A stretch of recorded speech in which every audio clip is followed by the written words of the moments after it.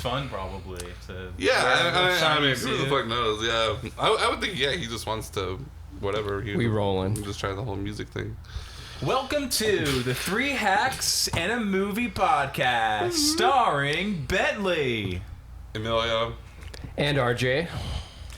I'm gonna hand this over to Emilio because why? I have nothing to say. No, I'm just kidding. This is the movie. This is the podcast for 3 Hacks. Talk about a movie. Talking about a movie, yeah. And this week's was actually RJ's choice. RJ, what was this movie? What did we watch? It was the 1998 film. Was it a film? I don't know. I was just saying that. Is it a film? Or we can talk about that later. Yeah. Okay. It was A Simple Plan, directed by Sam Raimi. And if anyone knows Sam Raimi, it's from the Evil Dead series or Spider-Man. Pretty much those two. Yeah, he probably did some other ones. I mean, I grew up with him on Spider-Man. Oh yeah. And, this movie didn't have a lot of his like if there's a few parts where you're like, okay, that kind of was Sam Raimi-ish with like a fast moving camera, like kind of tracking shot. Yeah. But yeah, it was kind of like a more mellow movie compared to his other stuff, I'd say. Yeah, I guess so. I mean, again, I haven't seen a lot of his stuff, except for like the ones I just like sad, and like I think Doctor Strange 2 is the one he ended up doing. You see that one? I did. Yeah, Multiverse of Madness, I think. So you've probably seen more Sam Raimi movies than any of us. So yeah, he did that. Oh yeah, Drag Me to Hell. He did do that. Oz the Great and the Powerful, For the Love of the Game, The Gift. Oh, he did quite a bit actually. Yeah, For Love of the Game was a baseball movie. I have seen that one. It was okay. It wasn't the greatest. I've heard of it, but yeah. Hudsucker Proxy? He wrote it with the Coen Brothers. Oh, sick. 'Cause I know they worked together a lot in the past, because I know this movie Crime Wave. Yeah, I remember watching the trailer to that. That should look funny. Yeah, the Coen Brothers wrote it with him. Yeah, this that's movie right. Felt like it had sort of like a Coen Brothers like touch to it in a weird way, like the dryness of the story. I don't know. Well, we did say it's like Fargo, but just not as good. You know? The movie, if you don't know, takes place in rural Minnesota. And it has to do with like crime and murder and just some small town bumpkins who kind of stumble upon the opportunity of a lifetime kind of situation. But it looked like Sam Raimi watched Fargo and was like, you know what, I have a movie I can make like this. Yeah, he like befriended them after making Evil Dead. I think so. Yeah, 1 or 2. That would make sense. Yeah, I think one of the Coen brothers, I think Ethan, was a. I don't know. He worked on the crew on Evil Dead, I think. Oh, okay. I believe. Very cool. It was something like that. It was something. Yeah, they both worked together on a super early film, and then they've been attached to some projects over the years. Yeah, because I see Evil Dead was made in '81, and then they co-wrote a movie together called Crime Wave. So that would make sense. I mean, that timeline tracks for sure. I did see that this. I don't know if it was based on a book, but when we were on the wiki for A Simple Plan, it says, a 1993 novel by Scott B. Smith. So I guess it was a book first. Okay. Yeah. Then he adapted it, I guess. Yeah, he wrote the screenplay for it, too. Yeah, and then the movie came out in 98, and Fargo came out when? 96. 96, okay. I feel like this movie has kind of a simple synopsis compared to other movies we've seen and discussed. This plot line is like kind of straight to the point, I feel like. Yeah, it's not a very deep movie by any means, but it is kind of it's kind of the old story about like does money like corrupt people, right? Like what is it? Money and power corrupts true people, whatever, some shit like that. I don't remember. Yeah, absolute power corrupts absolutely, or something. Yeah, there we go. That but with money, just exchange it for money, basically. More money, more problems. That's what I would say about it. As Biggie once said. Yeah, I mean, the tagline for this movie is sometimes good people do evil things, right? Is that actually the tagline? Yeah, that's what it says. Right? Yeah, it's on the theatrical release poster. Yeah, exactly. The top. Would you say all the characters in this movie were good people? I mean, relatively Maybe good. one of them. Yeah, they're all good people, just kind of... All of them? Even like Hank, right? Hank's the main character? Yeah, Hank's the main character, He's pretty sketchy a lot of the times. You'd say he's like...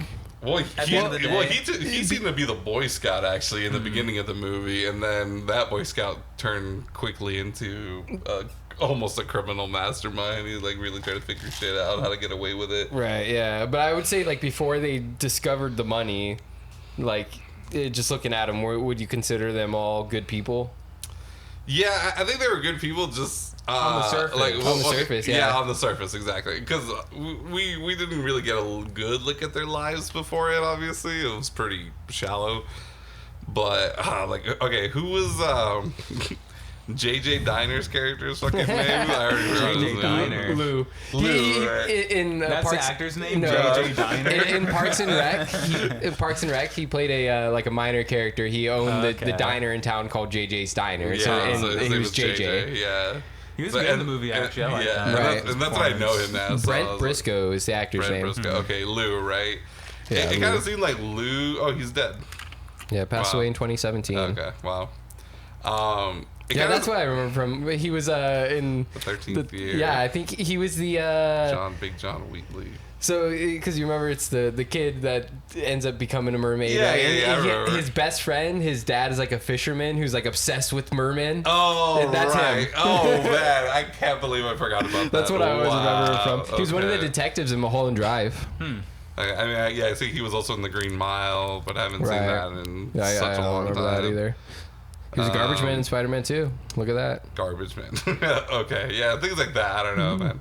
Mr. Woodcock, sure. But yeah, I mean, I always just know him as JJ from JJ's Diner because that's just what I've seen him mostly in.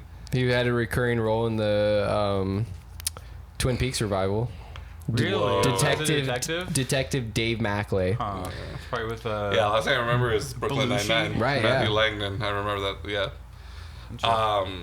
But yeah, man, his character, he definitely seemed like the most sketchy, and I think it really is just because he's,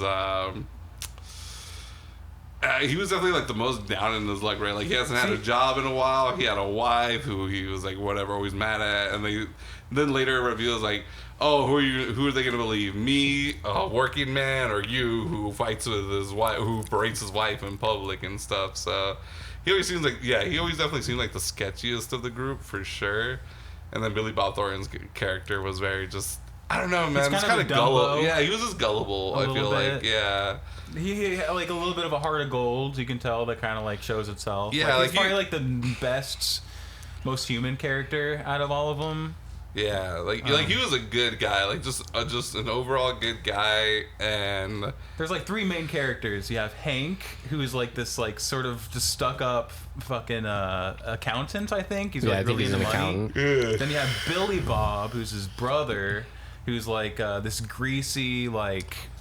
This Yeah, I already forgot kind of what- idiot. I forgot what his name was. Yeah, I already forgot what wasn't Bob's Billy Bob. character- Yeah, no. Jacob. Jacob, right? Because yes. he yells Jacob right at the end. Please, Yeah, they're Jacob. brothers. They're I'll probably just brothers, keep so- referring to him as Billy Bob, honestly. Right. just Yeah, right off the honestly, I tongue. mean, it's not a great sign that I don't remember any of the characters. I did remember Hank for some reason, but I don't know. Besides that, yeah, And he's kind of the main character, Hank, I'd say. Oh, for sure. I mean, he had the one with like the most to lose, and we saw. I think he probably got more screen time than them all, right? Right. Yeah, it seems. Yeah, it seems pretty safe to say.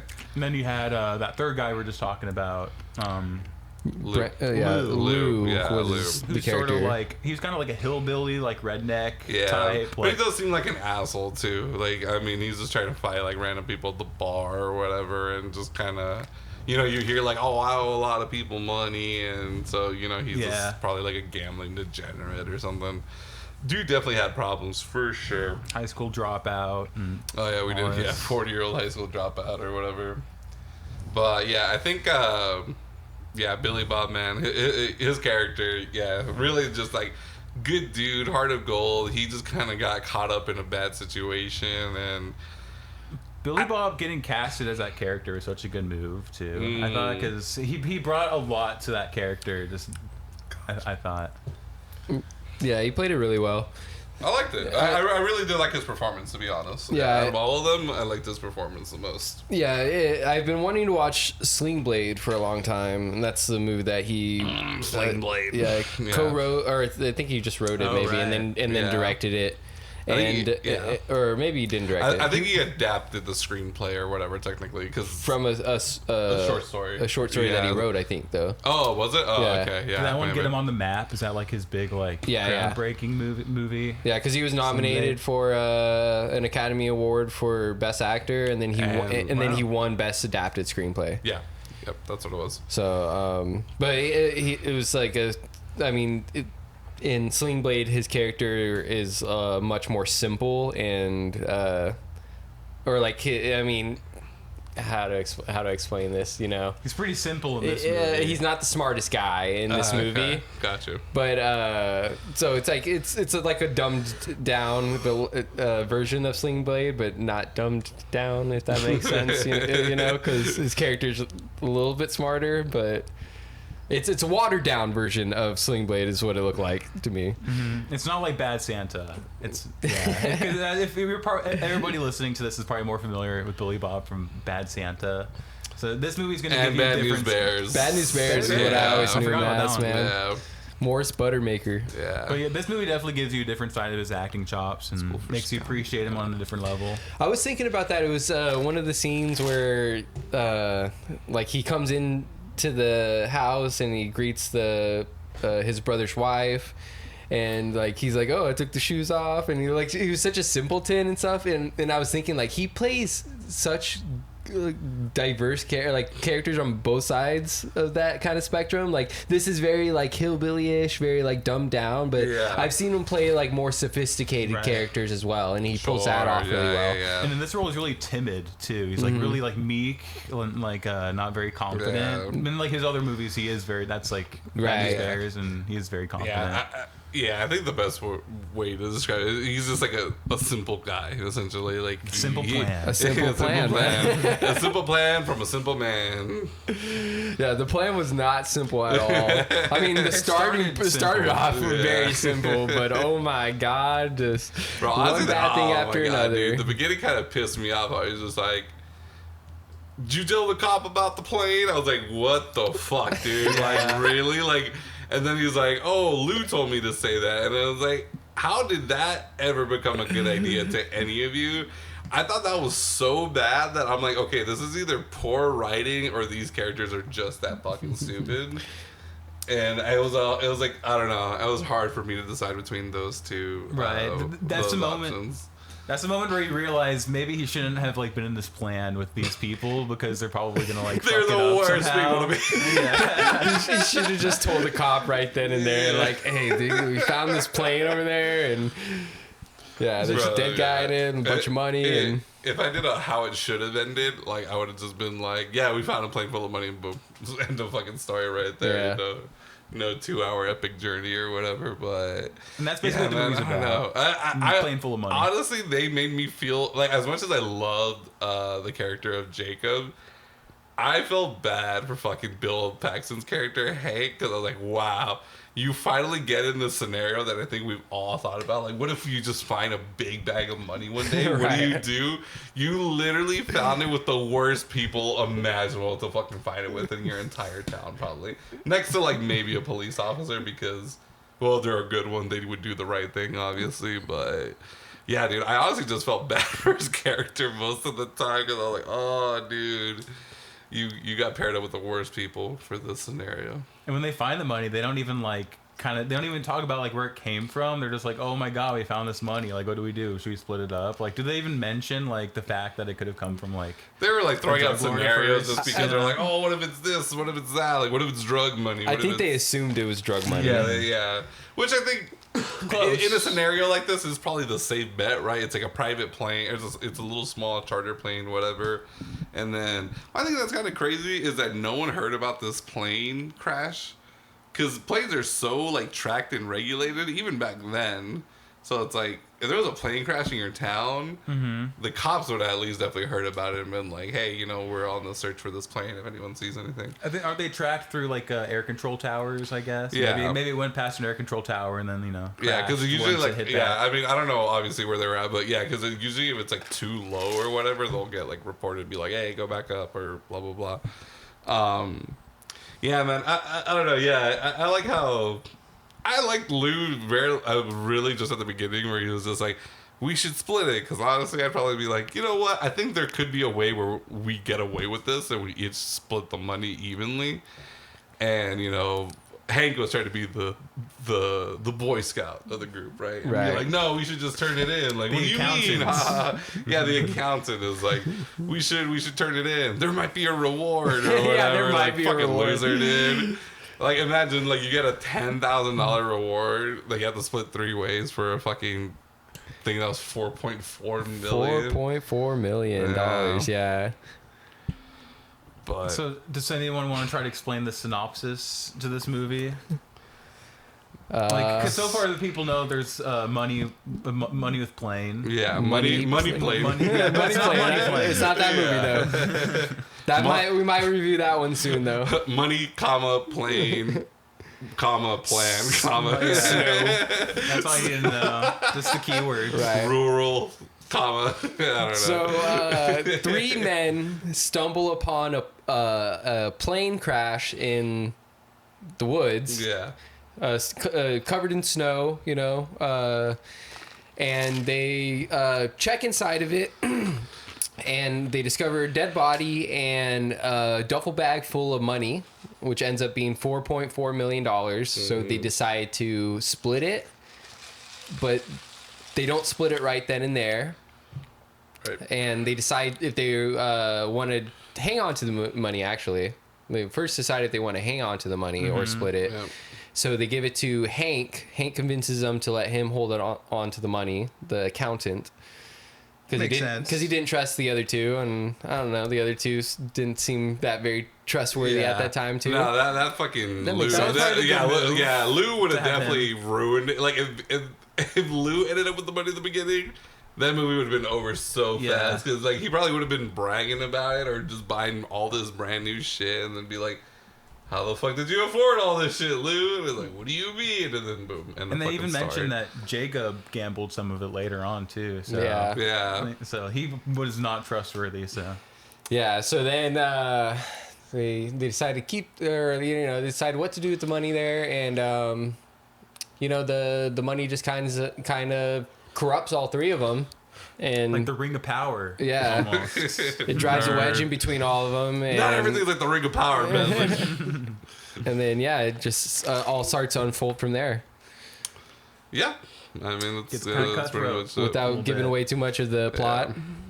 And it's kind of funny how, well, Bill Paxton's character, right, Hank, he had a pretty good life, right? You know, I mean, he didn't make a lot of money, but he had a good, steady job. He had a wife who was pregnant, a wife who he loved, right?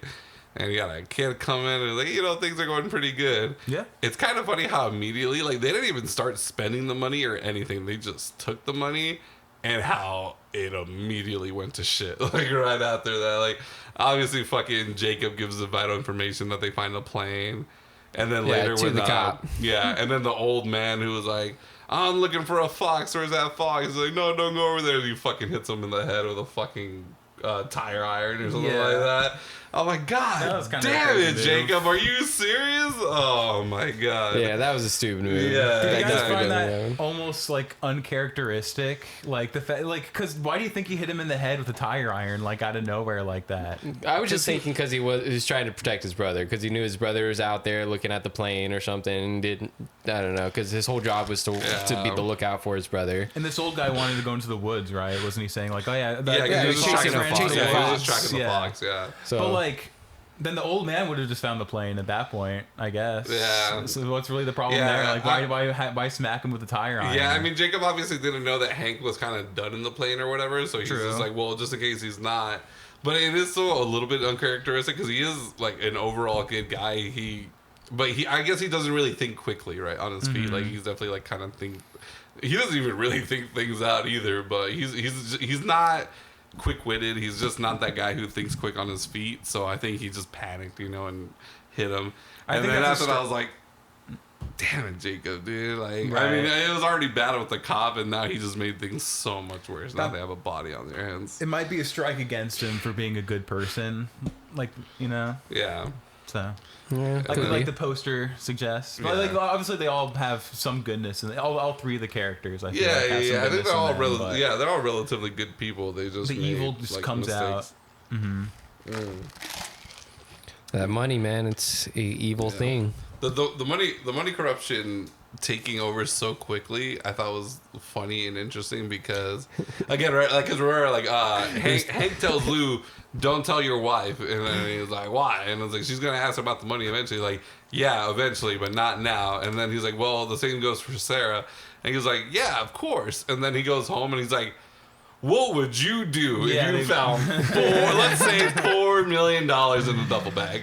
And then she's like, "What do you mean? That's stealing." And then he's like, "Bam!" Brings it out. Yeah, Puts it on the counter. she's like, "Yeah, you should turn it in." And then like shows the money. And then she has this fucking grin on her face, like, "Yeah, we ain't turning shit in." Like, it's funny how, like, a switch just went off. And now she's just like, "Yeah, this money's ours, and we deserve this," and blah, blah, blah. Yeah, and she was the one that was, like, plotting most of the shit. She was a smart cookie, bro. Yeah, she had some experience with something like this in the past, man. Real, I'm saying it. It's called being a woman. They're sneaky, dude. They're conniving. But like, yeah, she was like, you have to backstab like Lou or whatever, and then you have to pin this thing against him or whatever. You have to get Jacob to turn on your brother to turn on him and side with you, and. And then putting together that guy is actually an FBI agent, and she never even fucking met the guy. She just heard about him. Yeah, she was like, "Did you show him his badge? Yeah. Like, did he show you his badge?" No. Yeah, and she was also the one that found out where the money's actually from. Like, she found the newspaper right? Yeah, from a different library. She's just like, "Oh, I went to the next town over, so no one fucking knows what I'm looking at." Yeah, what the fuck, I'm like, dude, bro, this girl watches. I know it's only 1998 in this movie or whatever, but yeah, dude, this girl's watching a lot of HBO or like fucking true crime. Yeah, shit. now This she is would fun. be the type of girl that listens to true crime podcasts all day long and like uses that knowledge to her actual fucking advantage. So, yeah, dude, she was fucking smart, dude. Honestly, I was very impressed by her character. Who's the actress who played her? Bridget Fonda. Oh yeah, Bridget Fonda, not Jane. Not Jane Fonda. The daughter, I think, right? I believe so. Yeah. Maybe the niece. Parent Peter Fonda is her dad.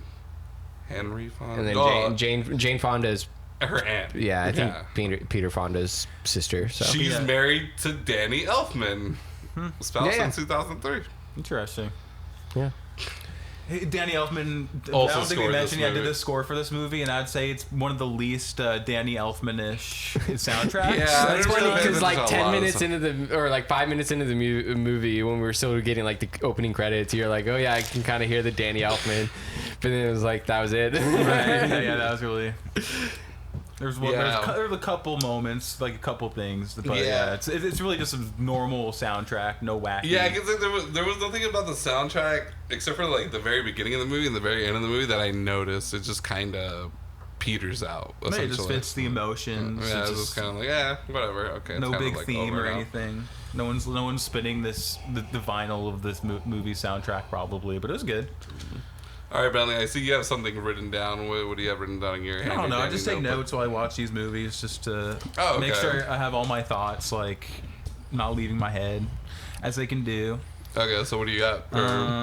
Anything you're willing to share with the class? Or So, the way that the movie starts is it kind of, like, shows a bunch of snow everywhere. It's just white. And white's a big theme of this movie.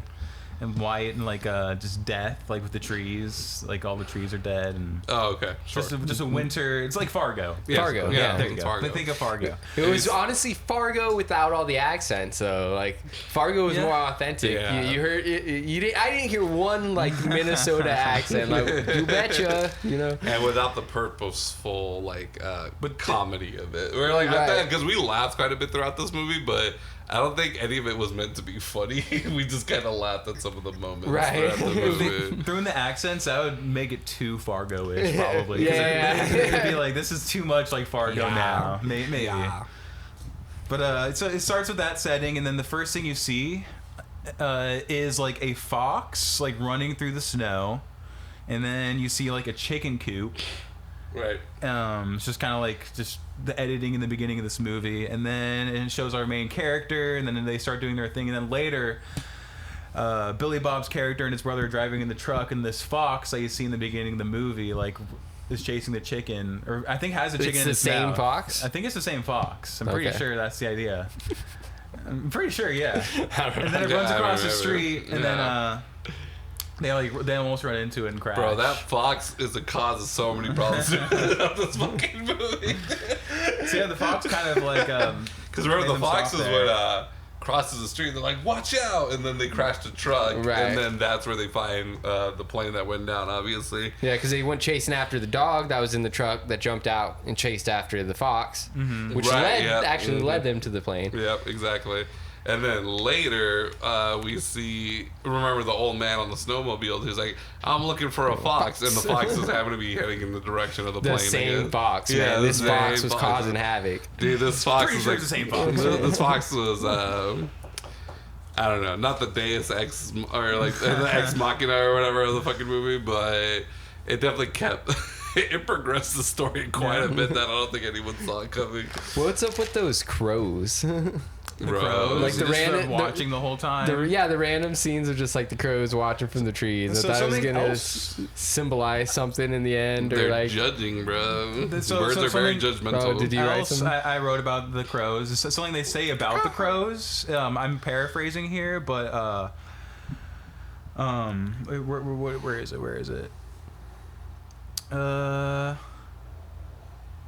Near the beginning, someone says about the crows, they're having to wait for something to die so they can live, or something like that. Like they have to wait for something to die. Imagine that life, or something like that.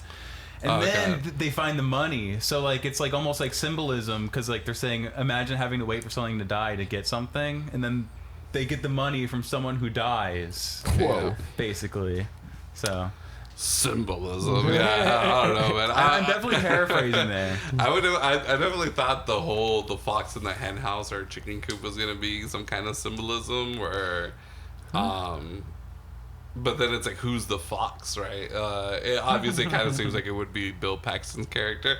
I'd say it's his wife more than anyone, to be honest. But yeah, I think they're just three simple chickens when one of them turned into a fox because of the money, or they all kind of turned not Billy Bob Thornton's character, he wasn't very like fox like, but I would definitely think more like Hank and Lou's character were trying to be foxes. Lou was a dumbass fox, and then Hank was like, yeah, he was just a sly fox, was kind of cool, calm headed, and yeah, he went from chicken to fox. Hank is truly the fox of the group, for sure. I think his wife. I would give it over his wife to more than him, though. She was a smart, sly fox for sure. She was his Lady Macbeth, basically. Just like there to kind of conspire and behind the scenes with him.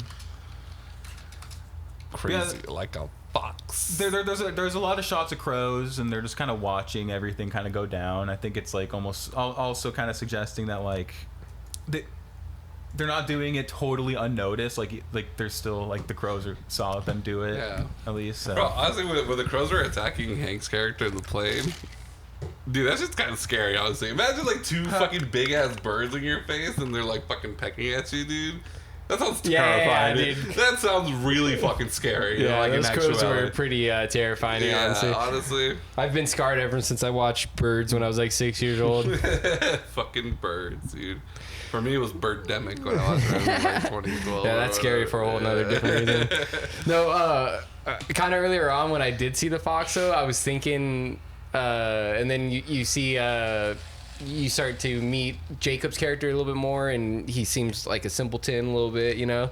And I was thinking of the phrase crazy like a fox, which is kind of like, it's supposed to be you appear foolish or strange, but you're actually very clever underneath it all. Like you're just appearing in a different way. Okay. I was trying to think of like maybe like, oh, the brother's gonna like not like he was like a super mastermind all this whole time, you know. He's putting it on for his brother for years and years, but like I felt like somehow he was gonna like flip it on everybody and like find a way out. Like, during the confession, maybe when they're talking to the cops about what happened, like maybe he'd like say something that would throw Hank under the bus and Billy Bob would be able to get away. Maybe. I was almost kind of waiting for that. There was a moment where I thought, oh man, there actually is a little bit more to Jacob. I think he is smarter than he leads on, and it's the scene where because you know they devised this plan where they were like, oh, we need to get Lou drunk and get him to admit that he was the one who killed the old man or whatever, and then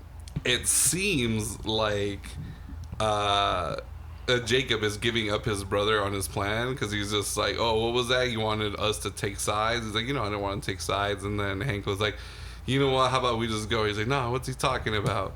And then he starts like making fun of like the way he walks and the way he talks or whatever. Yeah. And then he gets Lou to do it, right? He's just like, he's like, oh yeah, he's like pretend to be Hank confessing to the murder or whatever. And I was just like, oh shit, okay, fucking Jacob. Like I didn't think he was gonna pull it off like that. I don't know what he was gonna do exactly, but that was the moment where I thought like, okay, there might be a little bit more to him.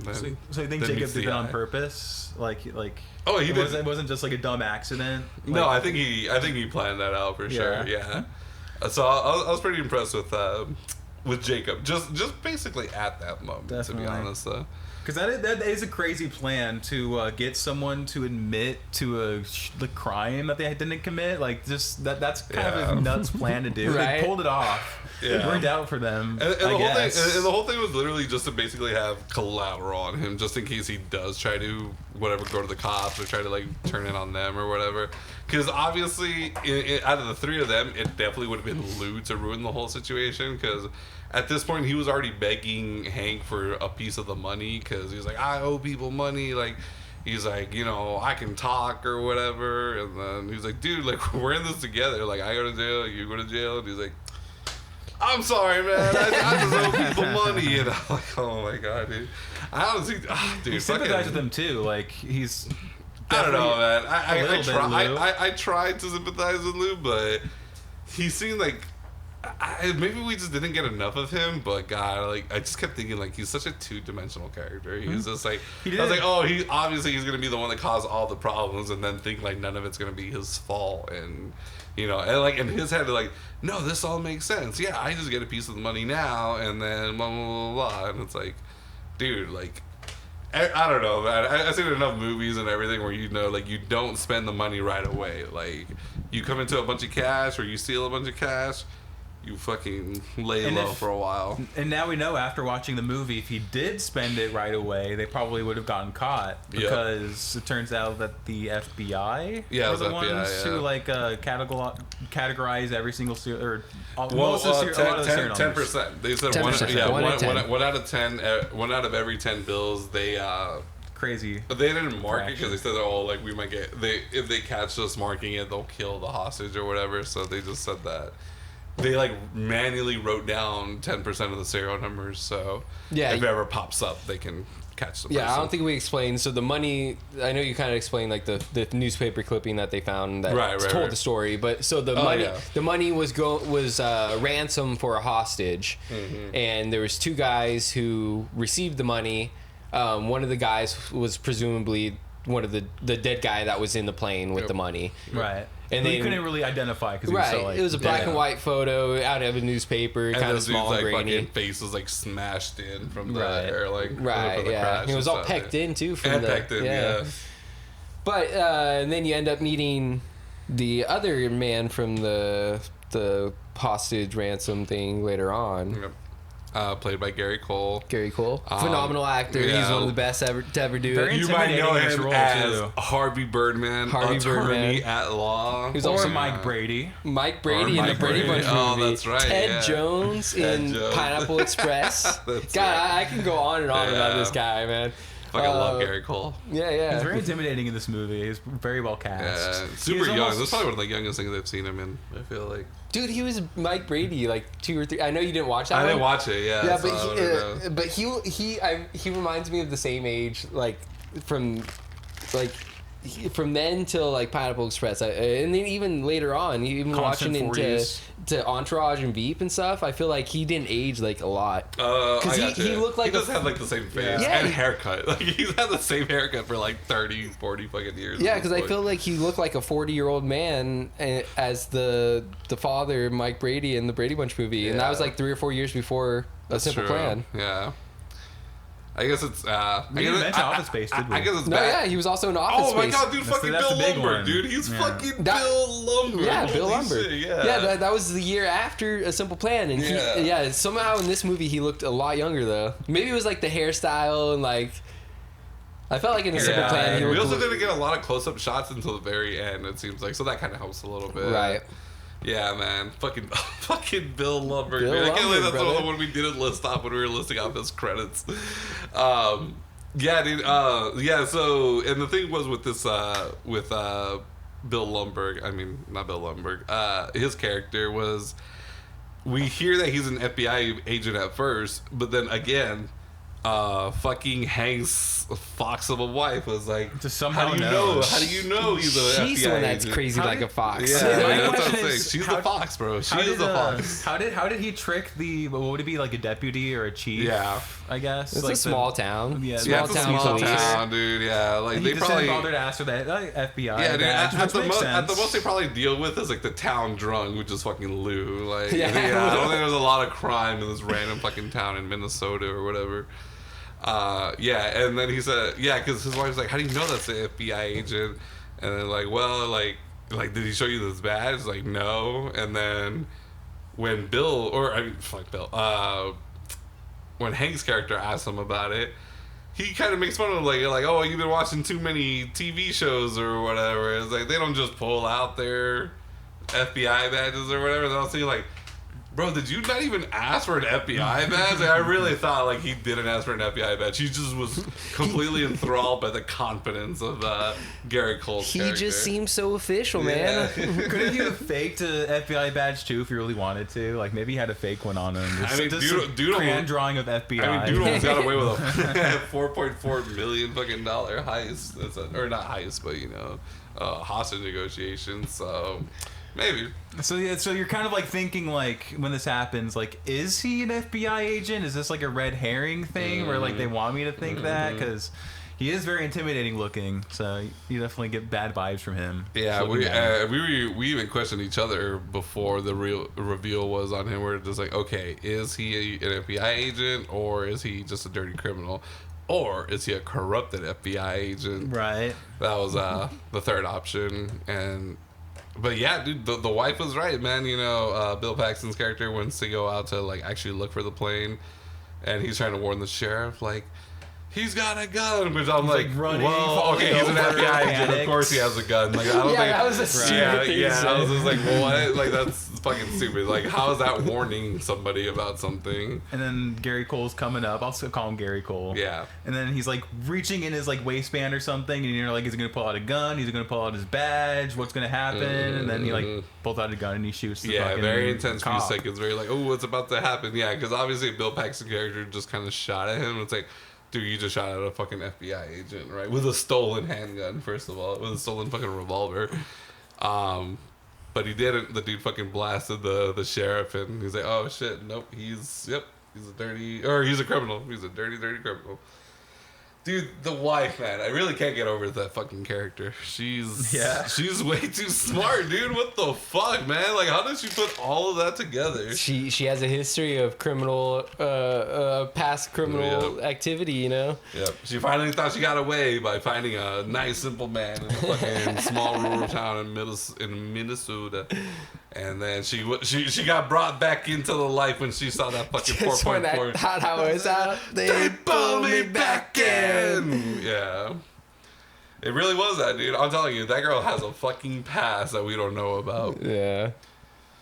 Yeah, I don't quite know how she like was able to identify the guy too. Yeah. Because like she identified the FBI agent as that criminal, but it's like Without ever even seeing him. without ever seeing him. There's like a beard in the old picture too, or Yeah. something that he had. So like, did she have like AI that was able to take the beard away? Like, how did? Yeah, but she was right. She was like, Doesn't have oh, to. he might have just shaved his beard and grew out his hair or whatever. Like, yeah, it's very, very true. See, she just, if it was a movie made nowadays, she's just a fan of true crime. She was like, wait, Oh, I've heard yeah, a story yeah. like this before. Did he show you his FBI badge? Like, That's not even enough anymore. You gotta like call the FBI field office of your local state and be like, "Did you send out blah blah blah blah?" And like, you didn't. Okay, boom. Then you find out the truth.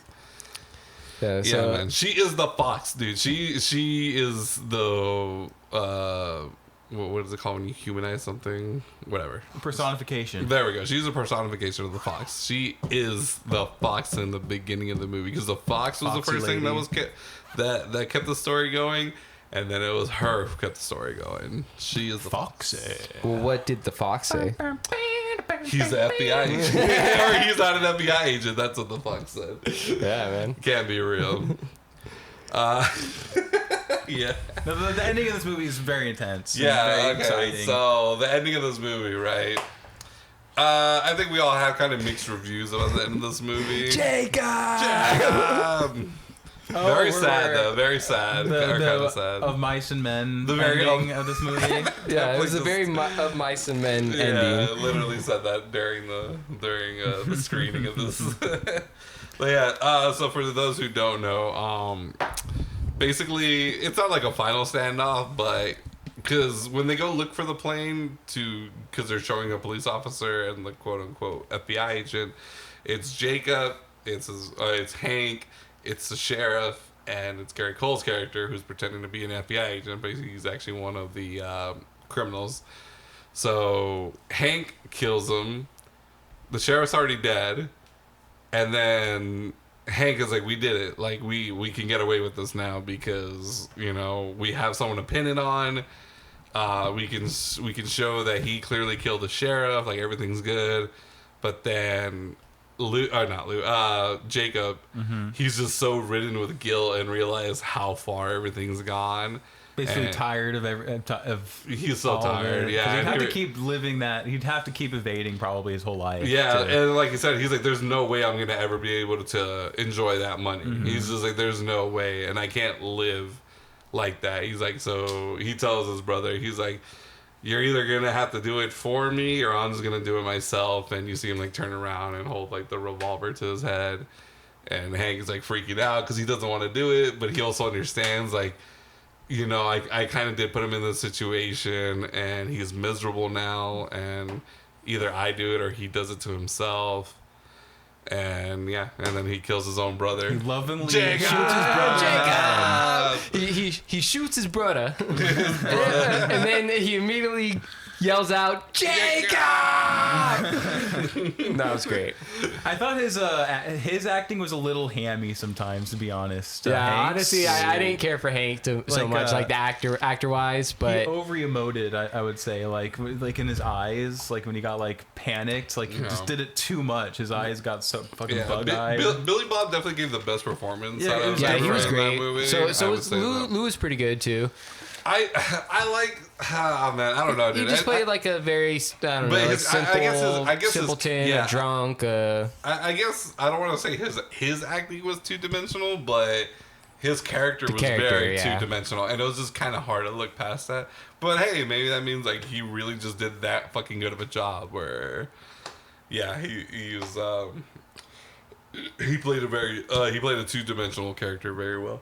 Yeah, Billy Bob's character was so I feel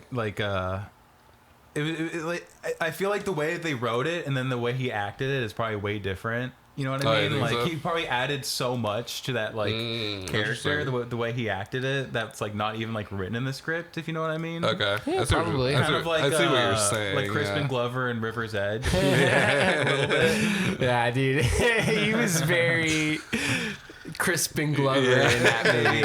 That's what I associate Crispin Glover with, not as like him in Back to the Future. I just think that you guys love that performance so much that you just want to bring it up every chance you get. That's a very good movie that's so underrated, man. I stumbled upon it when I was like 15 years old on HBO or Showtime or something like that at like 3 o'clock in the morning. Yeah. And I was like, whoa, it's Keanu Reeves and he's super young. And as I started to watch it, I was like, "This is like weirdly like Stand By Me." Like, you want to see a dead body? Like, but I just love that movie. Yeah. I'll talk about that one all day. Honestly, no, it was a good movie, but yeah, I just remember you guys are like so obsessed with that Crispin Glover's performance in that movie. That performance is crazy. Yeah, I get it. It's definitely just a good example of an actor bringing like a dimension, like weird dimensions that the writer of the character probably never even conceived or thought of. Like the way that I don't know. Yeah, you might have written that character a completely different way or something. Yeah, it's like different in the script than the way it's actually like shown, I guess. But yeah, Billy Bob was really he added a lot to this character. He's very like timid and meek and kind of like Yeah, man, he dumb. he just nailed it, dude. He was very much was Lenny, just not fucking stupid, or I mean, just not actually mentally challenged. Or Right. He's just kind of like He's a little stupid. he's a little but- slow. Pretty slow. He's just like a simpleton kind of guy.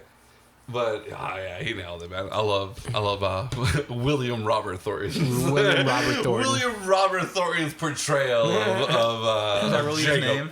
Did you look it up? I don't know. When you go to his wiki Billy page, it just Bob. says Billy Billy Bob Bob Thornton. It didn't say William Robert Thornton was Yeah, it born, really blah, blah, doesn't. blah. Where does it say where he was born as? Yeah, can you Google Yeah, boring. Google Billy Bob real name and see. His name could be Billy Bob. It could be, but I just want to know, like.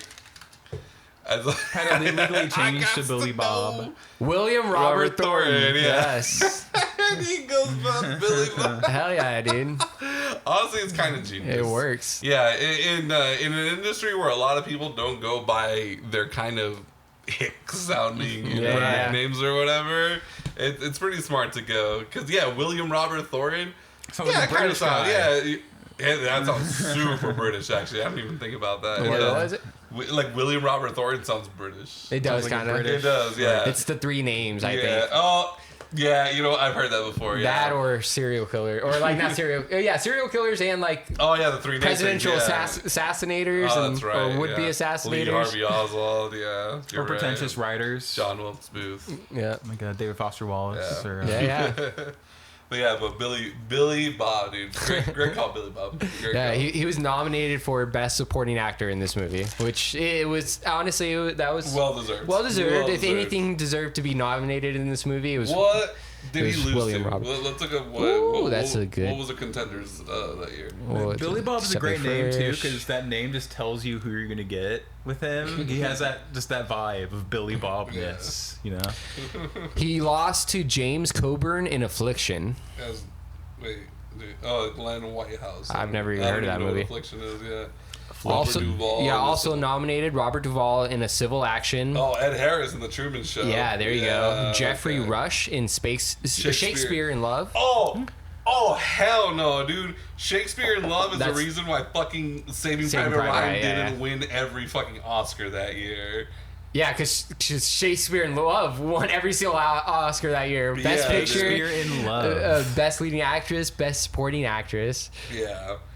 They honestly just Best didn't... Screenwriter written they- directly for the screen. They didn't want Tom Hanks to win another one. And they also didn't want Steven Spielberg... They didn't want Spielberg to collect another one either. So I'll He tell probably you, just did dude. like Schindler's List or something, maybe. And they're like, "Hey, already got one." Or, I don't yeah, understand well, what this is timing is. 98. Yeah, Yeah. so Schindler's List. No, I think Schindler's 95? List is 94? late. That was No, like 93 or 94. What, Schindler's List? Yeah, Oh, Sounds okay. alright. Yeah, black and yeah. white. Spielberg already collected a few. He won the Best Director, but he not did, he but not did. Best Picture. Yeah, dude. Yeah, the fact that won best, and then Best Leading Actor was also was one for Life is Beautiful. Sorry, not Saving Private Ryan, or Right. not even Not even Edward Norton. on American History X. Oh, That was a good one. wow. That was a good portrayal. Oh wow! It doesn't even say that the guy from Shakespeare in Love was nominated for Best Leading Actor. It's Gods and Monsters, Affliction, and American History X. And then- What, Life is Beautiful? no, Shakespeare in Love. Oh. I don't even know. There is no there's a- Best Leading There's a movie Actor. nobody yeah, ever because I know fucking Gwyneth talks Paltrow won Best Leading Actress. I remember that. Who is it? We're gonna make Shakespeare in Love. one John of the Madden from movies. the Madden series, bro. He directed fucking Shakespeare in Love. Damn, dude. That dude's versatile. From the Madden series specifically. The Super Bowl winning coach of the Oakland Raiders. I don't think they're in Los Angeles yet. Yeah. There's a lot of decisions in this movie, just going back to the plot, I guess, for this movie, Yeah. that were very like weird and confusing. Like, but What's up? Or like what? Or what do you like, okay, so he's like, he gets paranoid having the money, the Hank, and he's like, I have to go back to the crash, and I have to like put $500,000 in. Or no, his wife tells It was him. only like, 50. Yeah, it was only like 50. But yeah, it was like a little bit Oh, I of thought money. it was like yeah. 400,000. I remember because there was like barely anything in that Okay, trash 50,000? bag. Yeah. Honestly, at first I thought it was like a really smart plan because she was like, "Oh, go put some money back, so if anybody stumbles upon it, they'll see that the money was that there's money there, and nobody would be stupid enough to like leave money, so nobody's like came by and disturbed it or touched it or gotcha. anything." Yeah, I yeah, thought that yeah. was pretty smart at first. Yeah. Yeah. But yeah, like, definitely wasn't enough. He could have gotten caught, I guess, like going in there. That was a flip big side of risk. it. And then he almost was, right? Because the old man on the snowmobile. True. Right, That's it the kind thing of led to happened. everything else. So I don't know. There's like a lot of paranoia, and people just like, okay, we have to like. I think that's probably why they call it a simple plan, is because like really they just found this bag of money, and they're like, all right, let's split it up. Yeah. I'll hold on to it. They made okay. up a plan in about 5 minutes. It was literally the simplest plan you could think of. Yeah. I mean, I mean, Bill Paxton's character, he was pretty smart because he even knew, you know, if we are going to take this, we're going to have to we can't spend the money for a while. We're going to have to wait until we hear something about the plane, something about where this money came from. They have to leave town, probably. Yeah. It's just stuff like that. He realized certain things in the beginning that made a lot of sense. And then towards the end, okay, so after the whole kind of plane show, after the whole kind of plane showdown thing, you know, he gets questioned by the FBI agents, and they kind of just believe him, and they tell him like, hey, yeah, this guy, him and his brother, they kidnapped this girl. They were holding him for ransom for $4.4 million, and then they let him in on the secret that the money, even though they weren't marked, there was a way to track it, that 10%, 1 out of every 10 bills. Right, they wrote down the serial numbers. Yeah, they wrote down the serial them. numbers, so if it ever gets deposited somewhere, they'll be able to figure out who did it.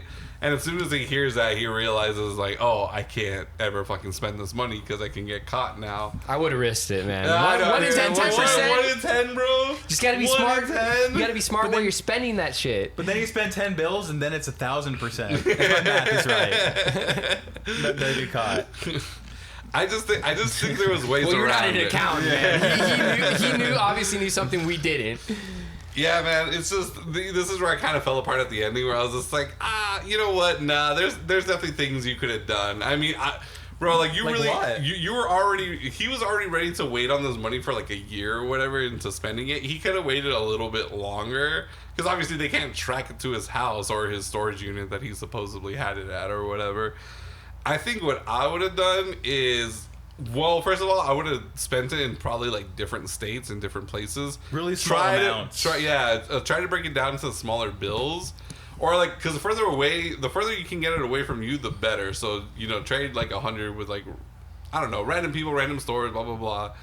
I kind of like what you said, is like, oh, go on Craigslist and buy. So obviously Craigslist didn't exist then, but you can still do small personal sales, and that would have worked out way better. Like, imagine like he bought a car off of somebody just randomly off the street, like 3 G's. You just turn that into a car, then you can turn around and sell that car for $2,500, whatever. You know, you turn the money into a physical thing, and then you sell that physical thing for money. Like, I just think there was a few different things he could have done, and he just like kind of panicked. It was like, no, I can never spend this. Burned it. But I get it. It was because they wanted that moment where he realized, I murdered my brother. I murdered multiple people. Six murders. Six.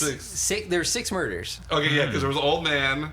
Lou and his wife. Yeah. Well, he didn't kill Lou, but he killed his wife. He killed Lou's wife. Right, but I'm just talking about like in total. The Okay, murders gotcha. surrounding this money right here. It was the old man, Lou, his wife, the cop, Yep. The FBI agent. the fake FBI agent, and then the brother Jacob. Yeah. And then if you wanted to throw it in there, the 7th person would be the guy in the plane that died in the crash. I mean, that wasn't a murder, but it was still another death. Yeah. 7 How did the deaths. plane crash, anyways? I don't say. They just, I don't think it's that, yeah. He got greedy. It's a small plane, dude. He's counting the money. He's counting the money, smelling it. Oh, yeah. We got away with this one. It's a small plane, bro. Those things just fucking crash, man. Have you ever heard of any rock and roll legend ever in a fucking small plane? There's a reason they stopped taking those. Or Kennedy. At one point. Or a Kennedy. Yeah, man, I don't know. I didn't really care for the ending, but I get it, because they wanted to show you that moment where Hank realizes that it was all for nothing. Like, he has multiple murders on his belt. His fucking brother's gone, and he doesn't even get the money at the end. So I get it. They wanted that final shot. They wanted that final scene. I don't think there's any way that he could have like pawned those bills off to anybody, even if he like sold them to like, let's say, some gangsters in the black market for like 5% or something. They would be like, we're not even going to take these bills. Like, having these bills are going to get us caught. Like, fuck you. Like, there's really no person, like even criminals wouldn't take these like fake bucks. So I feel like it'd be really hard to. Well, to I do. think if they saw it was real, I mean, obviously, they would most likely think he's a Fed himself if he's just like, Right. hey, I got $4.4 million Step on off, me. And I Whitey. just wanna... But nah, I think there was a way. I mean, money launderers do it all the time. Like, I think there was a way to do it. He just kind of panicked and was like, you just make the zeros kind of look like an 8 or whatever, kind of like draw a couple lines on the serial numbers. What if you scratch out every single bill's serial number and then just go from there? Like, you do a little like, tear where like, the serial number is on like one little part. yeah, like how do you then figure it out? Yeah, like I if can you, because you can't just look through the fucking marking at that point. Yeah, man, I don't know. I didn't really care for it. I thought it was kind of dumb, but I get it. They wanted to show that moment of despair where he realized that there's no hope. All this is for nothing, and now it's over. And then his wife freaking out like, "No, you don't need to burn all the money." And then he like shoves her to the side or whatever. And I'm like, yeah, your wife is probably gonna divorce you. But you know, and she's smart, dude. She would have found a way to use the money without getting caught, man. Like, I feel like if they would have went another route with this movie, she would have ended up killing him and then taking the money. oh Yeah, I feel like that could. I was almost kind of like half thought that might happen, perhaps. She was a little too on the nose with all these like, okay, you got to record him and to blackmail him. Yeah. Oh, he's an FBI agent. He didn't show you his badge. Like, she was so like, right. And the FBI agent was so on the nose too that I was like, is this red herring? Is this like? He was so evil looking. Like, he has to be the bad guy, but maybe he's the good guy. I'm telling you, she's the fox, bro. She is the fox in the hen house. Absolutely. But yeah, I mean, overall, it was a cool movie. Billy Bob Thornton's performance is definitely my favorite thing about the movie. Yeah. Is it a movie or a film? It was a movie. Yeah, it's a movie. It's a movie. It's a I bit of a agree. I movie. think it's a movie. Fargo was a film. Fargo was a film. No, that's a film. Yeah. No, that's a film right there. Evil Dead film. Spider-Man 1 and 2 and 3 films. Yeah. Backdoor Sluts 9 film. So Yeah, man. that's cinema, bro. Yeah, man. It was a good movie. It was a cool movie. Would I watch it again? Maybe, but as of now, I'm kind of like, like if I'd never watch it again in my life, I'd be like, okay, sure. I'd be whatever. watching it for Billy Bob's performance, Billy I think. Bob. Just to really Yeah, get say like refreshed Billy on that.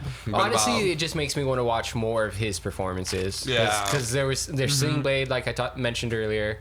I also want to watch Monsters Ball. I've heard that one's really Yes, good. that's that one with I've Halle always- Berry. Yeah, an that's Oscar, one I I've think. always heard about. Yeah. We're like 28. Supposedly they actually had sex because there's a sex scene Right, between yeah, them, wow. and that's like one of the big rumors was that they actually had sex to really sell the scene or whatever, but obviously never confirmed. Yeah, most people our age are probably familiar with like the grisly Bad asshole Billy Bob Thornton. Bad Santa, Bad News Bears. Santa. Yeah, Yeah. Mr. Woodcock. I forgot about that School movie. for Scoundrels, I think. Oh, that's I forgot about that one too. I know him from mostly comedies, and then The Man Who Wasn't There, essentially. It was Right. like all I really knew him from before. That was a this. really good movie. Yeah, I really did like The Man Who Wasn't There. I do want to rewatch that actually.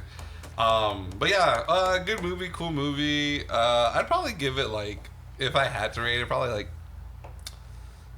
I don't know, man, 6.5, maybe a 7 on a really good day, but just kind of flip-flopping between those two, honestly. Yeah, like a C plus. Yeah, something like that. like B C, minus, yeah. C plus. Yeah, I would go kinda 6.5 probably. Yeah, I feel that actually a little bit. Billy Bob is definitely the reason why I'm grading it like on a curve or whatever. He's just kind of he gives kind it of that. He's the extra credit question at the end that bumps it up from a D to C plus or something. exactly. I feel like I would bump this up a little bit more if they like maybe explain the reason why he hit the cop in the head with a tire iron a little bit better, or try to like justify it a little bit more. Like, I don't know. I feel like he just kind of like just did it. I think it was He was protecting his brother. He did it because he's dumb, I guess. But like, I think it was I sheer. don't know. I think it was sheer panic from a Yeah. simple man who just doesn't really think things through. Yeah. Simple bad, simple glad. Yeah. But Billy yeah, Bob. very good. Yeah, watch it. I'd say. Yeah, not Sam Raimi's best work by any means, but that's one of the things I was looking through here. I always love reading or like looking into other actors or directors that were attached to the project before the movie came out. You know, and I was reading here that I saw Ben Stiller. Yeah, Ben Stiller was actually a part. He was part of the project. He was supposed to direct it. And that would have been after like Heavyweights and Cable Guy, same year as Something About Mary. So I wonder if it was like right before, that right after. On a roll, man! Holy shit! Something About Mary's Farrelly Brothers, right? Yeah, Farrelly Brothers. Yeah, so I mean, he at this point he already did The Cable Guy, directed it, and Reality Bites, which I haven't seen, but I've heard is really good. I've heard that too. Yeah. So, I mean, he has a couple... I think Reality Bites is considered kind of a comedy. Yeah, comedy drama kind of thing. Cable Guy is obviously a comedy. So I wonder if he would have put more of a comedic spin on this a little bit. Yeah, there's a couple comedic moments. Yeah, go back to the timeline. There's like a scene... the movies or whatever.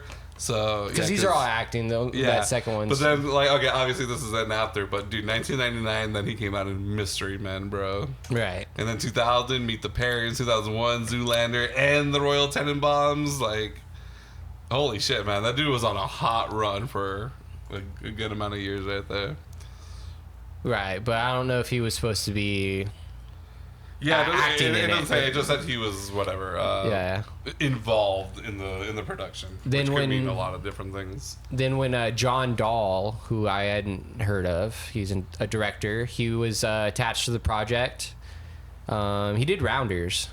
It was the only movie I've seen of his. Apparently, he does neo noir kind of movies. So maybe would have made it more like Fargo.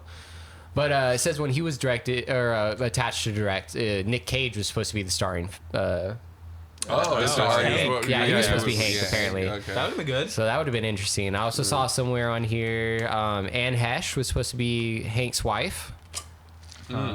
So. Okay. I feel like Sam Raimi definitely added a couple comedic parts to it. Like there's a scene where Lou's wife gets shot with a shotgun. Oh my god! She gets blown back into the window. That was great. Yeah, like 6 feet basically. That was like great. Airborne. That made me pop. Man, that was good. That was really and there's good. really actually. no other part of the movie that's like that cartoonish. That's kind of throws you off. Pretty funny. That's true. Yeah, but no one else would have done that. Yeah. Yeah, it definitely would have been interesting to see Nick Cage as Hank. Mm-hmm. Yeah, that could have been cool. I can see that. Cage is always good, but Nick Cage and Billy Bob Thornton, that would have been weird, bro. Yeah, like those that would've been two nice to chaotic see. energies Yeah, have they together. ever like done anything together? I don't Not know. that I can think of at the top of my head. They probably haven't. Really interesting. You would think statistically, with the amount of movies that Nick Cage has done, they have crossed paths Bro, before. for real. But I really can't think if they've ever worked. I don't think they've ever worked together. Yeah. Nick Cage, Crispin Glover, and Billy Bob Thornton in a movie together. Oh those three were God. behind this. That would have been fucking hilarious, or unintentionally hilarious, but Yeah. still. No, I didn't know Billy Bob Thornton had those chops, man. Yeah, So no, me watch either. it just, I like for it. him. Yeah. That's my opinion. Yeah, no, I knew he was a good actor because I've seen him in a few things that he was really, really well in.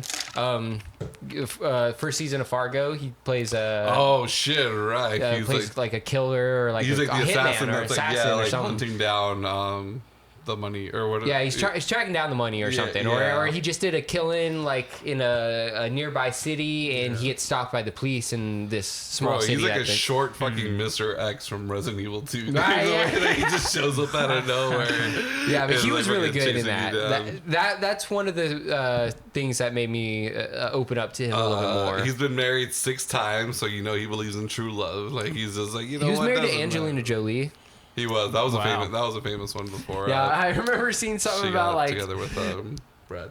yeah, it was a like a press or red carpet thing or something. It was like for a movie premiere that one of them was in, or maybe both of them were in, and they like just got out of the limo and they walked up to one of the guys doing the interviews or something. And they're like, "Oh yeah, we just had sex in this limo right now." Like that's like that's like one of the first things I think about when I think of Billy Bob Thornton. Yeah. Yeah, for sure. Yeah, I don't know why that came to mind. Yeah, it's just it's been ingrained in my memory for I like always remember. 20 I years. think I remember hearing the thing. I think it was like one of those VH1s, like all looking back at like the 2000s or whatever. Right, and yeah. there was, like, I love the it was 2000s. Like, yeah, like they're like, how the fuck did Billy Bob like land Angelina? But He they was were talking 20 about, years older than her. Yeah, Something knowing around her, 20. Like, yeah, knowing her, I'm not too surprised, but. I remember they were talking about how because they're both actually really weird people, so they're like, oh, it kind of makes sense. Hollywood, and brother. I think I remember They're hearing all something. Holy weird. That they would carry like a vial of each other's blood. Yes, or something I have heard that too. Yeah, right. Yeah, before fucking Machine Gun Kelly and Megan Fox did that bullshit. That sounds so normal and healthy relationship. Yeah. Thornton later clarified that the vials were actually 2 small lockets, each containing only a single drop of blood. Oh, there it is, right there. Well, I didn't even read that. Oh, I just remember that from that VH1 thing. Well, he also dated Laura Dern. She's too good for him. Yeah, Laura Dern is I love Laura Dern. I can't see that relationship. That's kind of weird. She seems just kind of like a erudite, like a normal, stoic, yeah, sort of. And Billy Bob is, well, his name is Billy Bob. Billy Bob from Arkansas. But yeah, I mean, to wrap things up, Yeah, good movie, fun.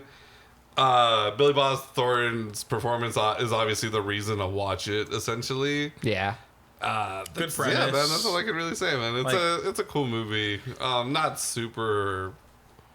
Nowhere near like any of my favorites by like any of them, except for Billy Bob, obviously. Yeah, this goes up there to the top of my list for him. For him, yeah, for sure. Performance top wise, 3 for sure. Yeah, performance wise, absolutely. When it comes to the actual like story and everything, I'm kind of like, like whatever. All right, But so performance, after watching this, to pose the question to you guys, let's say you're out hunting with the boys, And you find a giant. and you find $4 million. You don't know where it came from. I'm not necessarily saying it's a plane crash, but you find just a burlap sack of $4 million.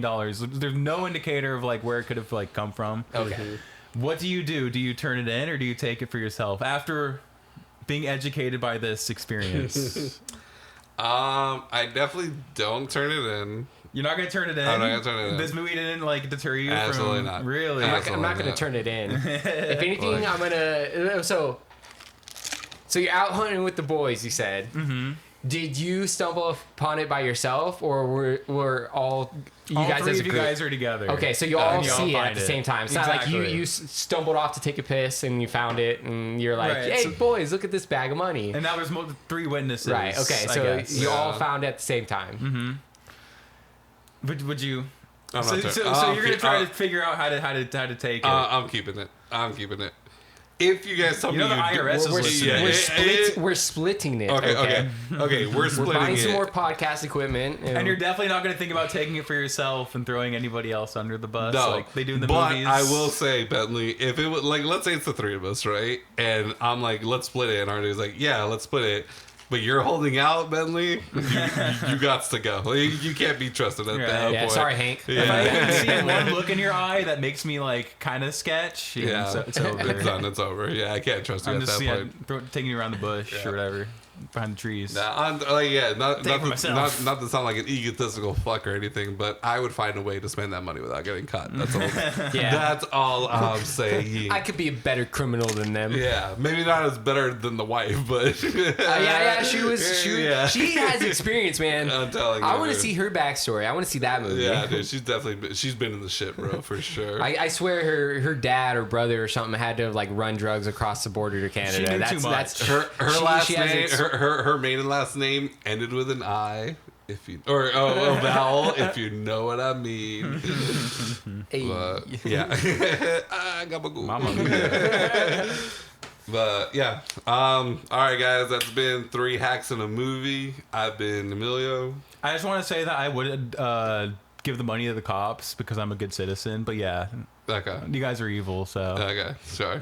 Uh, I'm Bentley. Thanks for listening. I'm chaotic good. At worst, I'm chaotic good. All right. This But, yeah. podcast is chaotic good. Okay. It's chaotic Yeah. meh. Hey. But yeah, I've been Emilio. Bentley. And RJ. All right, have a good night, guys. Jacob. Jacob!